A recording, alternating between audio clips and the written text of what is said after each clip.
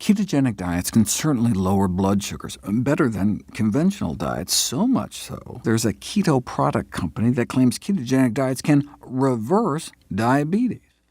But they are confusing the symptom, high blood sugars, with the disease, which is carbohydrate intolerance.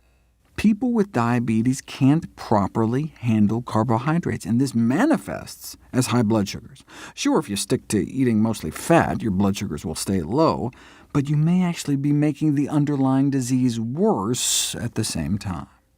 We've known for nearly a century that if you put people on a ketogenic diet, their carbohydrate intolerance can skyrocket within just 2 days. Here's the blood sugar response of someone eating sugar after 2 days eating a high-carb diet. Here's exposure to the same amount of sugar after a high-fat diet for 2 days. Their intolerance to carbohydrates skyrocketed on a high-fat diet. 1 week on a 80% fat diet, you can quintuple your blood sugar spike in reaction to the same carb load compared to a week on a low-fat diet. Even a single day of excessive dietary fat intake can do it. If you're going in for a diabetes test, having a fatty dinner the night before can adversely affect your results. One meal high in saturated fat can make the cause of diabetes, carbohydrate intolerance, worse within 4 hours. Now, with enough weight loss by any means, whether from cholera or bariatric surgery, type 2 diabetes can be reversed, but a keto diet for diabetes may not just be papering over the cracks, but actively throwing fuel on the fire. I've been trying to think of a good metaphor. It's easy to come up with things that just treat the symptoms without helping the underlying disease, like giving someone with pneumonia aspirin for their fever instead of antibiotics. But a keto diet for diabetes is worse than that, because it may treat the symptoms while actively worsening the disease. So maybe it's more like curing the fever by throwing that pneumonia patient out into a snowbank, or maybe curing your amputated finger by amputating your hand. No more unsightly finger stub. One of the co-founders of masteringdiabetes.org suggested it's like a CEO that makes their bad bottom line look better by just borrowing tons of new cash. The outer numbers look better, but on the inside, the company's just digging itself a deeper hole.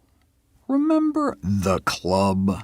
Maybe I just watched too much late-night TV growing up, but it's a car anti-theft device that attaches to your steering wheel and locks it in place, so the steering column can only turn a few inches. Imagine you're in a car at the top of a hill with the steering wheel locked. Then the car starts rolling down the hill. What do? Oh, did I mention there's also something stuck under your brake pedal, too? The keto diet equivalent response to this situation is, who cares if you're barreling down into traffic with no brakes and a locked steering wheel? Just stick to really straight, deserted roads without any stop signs or traffic lights. If you do that, problem solved. Yeah, the longer you go, the more speed you'll pick up, and so if you should hit a dietary bump in the road or start to veer off the path, the consequences could get more and more disastrous with time. But if you stick to the keto straight and narrow, you'll be A-OK. In contrast, the non-keto response would be to just unlock the steering wheel and dislodge whatever's under your brake. In other words, fix the underlying problem instead of just whistling past and then into the graveyard. The reason keto proponents claim they can quote-unquote reverse diabetes is that they can successfully wean type 2 diabetics off their insulin. But that's like faith healing someone out of the need for a wheelchair by making them lie in bed the rest of their lives. No need for a wheelchair if you never move. Their carbohydrate intolerance isn't gone. Their diabetes isn't gone. It could be as bad or even worse. Type 2 diabetes is reversed when you can wean people off insulin eating a normal diet like everybody else. Then and only then do you not have diabetes anymore. A true diabetes reversal diet is practically the opposite of a ketogenic diet. Diabetics off their insulin within a matter of weeks, eating more than 300 grams of carbs a day. The irony doesn't stop there. One of the reasons diabetics suffer such nerve and artery damage is due to an inflammatory metabolic toxin known as methylglyoxal that forms at high blood sugar levels.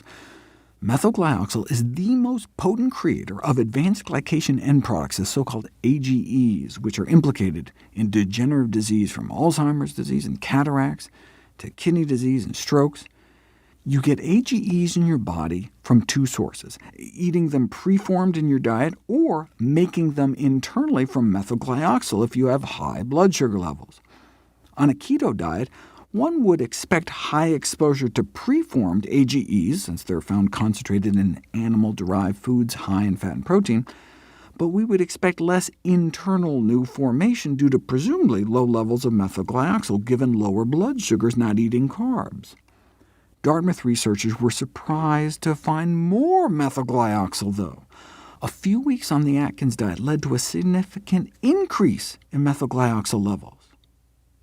And those in active ketosis did even worse, doubling the level of this glycotoxin in their bloodstream.